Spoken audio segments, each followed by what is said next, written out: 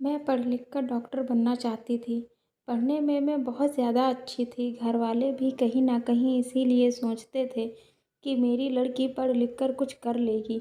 लेकिन पता नहीं क्यों सोचा हुआ कभी काम पूरा नहीं होता। हम सोचते तो बहुत कुछ है लेकिन होता कुछ और ही है। जिस स्कूल में मैं पढ़ती थी वह स्कूल हमारे घर से काफ़ी दूर पड़ता था, जिसके लिए मुझे ऑटो से जाना होता था और हमारा घर गाँव में था। तो सवारी का ज़्यादा कोई साधन नहीं थे। घर में पिता शराबी था और माँ मज़दूरी करती थी। जब मैं घर की हालत देखती तो मुझे ऐसा लगता कि मैं पढ़ लिख कर अपने परिवार की तकलीफ़ों को दूर कर दूँ। इसलिए मैं हमेशा अपना ध्यान पढ़ाई की तरफ ज़्यादा लगाती थी। कभी हमारे गाँव में एक लड़का आया करता था जो अक्सर मुझे स्कूल जाते देखता रहता था। मैं समझ नहीं पाती थी वह मुझे ऐसे क्यों देखता है। मेरा ध्यान सिर्फ़ अपनी पढ़ाई की तरफ था इसलिए मैं ज़्यादा ध्यान भी नहीं देती थी। लेकिन मेरे पिता शराबी थे, उनको किसी ने यह बात बता दी, तुम्हारी लड़की को यह लड़का हमेशा आते-जाते देखता रहता है। तुम्हारी लड़की का इस लड़के के साथ में कोई चक्कर है। और मुझे इस बात की कोई खबर ही नहीं थी। मुझे नहीं पता था किसने क्या और क्यों कहा। लेकिन मेरे पिताजी की बुद्धि खराब हो गई और उन्होंने घर में शराब पीकर कलेश करना शुरू कर दिया।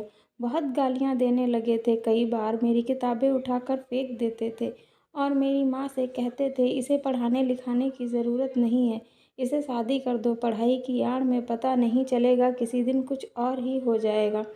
मैं यह सारी बातें सुनकर रोती लेकिन कुछ नहीं कह पाती थी। अपनी माँ से कहती मुझे पढ़ लेने दो। मुझे नहीं पता पापा को क्या पता चला लेकिन मैं सच कहती हूँ मुझे पढ़ाई करनी है। लेकिन किसी ने मेरी नहीं सुनी और 1 साल के अंदर मेरी शादी कर दी गई। मेरे 12वीं के एग्ज़ाम तक नहीं दिए थे।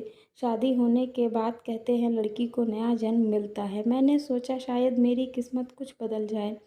शादी के पहले साल तक मेरा पति बहुत ठीक था।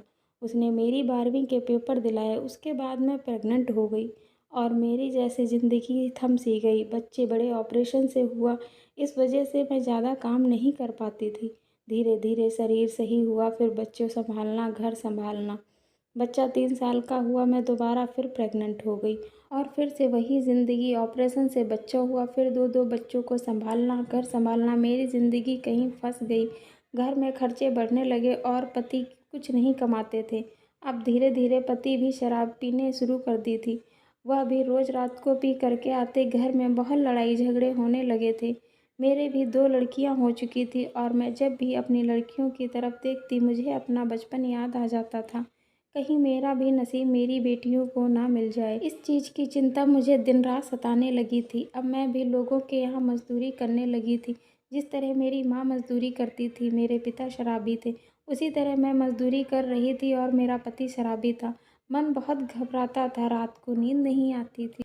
सोचती थी मेरी ज़िंदगी में बदलाव नहीं आया। जिस हालात में बचपन बीता उन्हीं हालात में मेरी जवानी बीत गई। लेकिन मैं अपनी इस बदनसीब किस्मत का साया अपनी बच्चियों पर नहीं पड़ने देना चाहती थी। मैंने अपनी बच्चियों को मज़दूरी करके खूब पढ़ाया, लेकिन फिर वही वक्त आया जो कभी मेरी ज़िंदगी में आया था। मेरी भी बच्चियां बड़ी हुईं और वह कॉलेज जाना शुरू हुईं। मेरी भी लड़कियों को लड़कों ने देखना घूरना शुरू किया और यह बात मेरे पति को पता चली तो मेरे पति भी यही कहने लगे लड़कियों की शादी कर दी जाए। एक बार को मेरा दिल पूरी तरह से बैठ गया। मेरे सामने मेरा अतीत खड़ा हो गया आकर।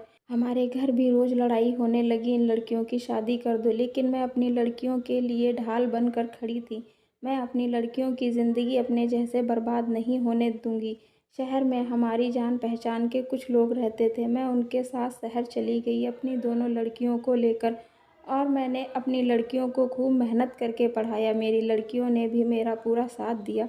मेरी लड़कियां कॉलेज के बाद जॉब करती, अपने खर्चे वह खुद उठाती।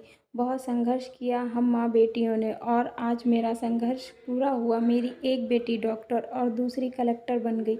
मैं खुश थी। मैंने अपना नहीं तो अपनी बेटियों का ज़िंदगी बदल दी।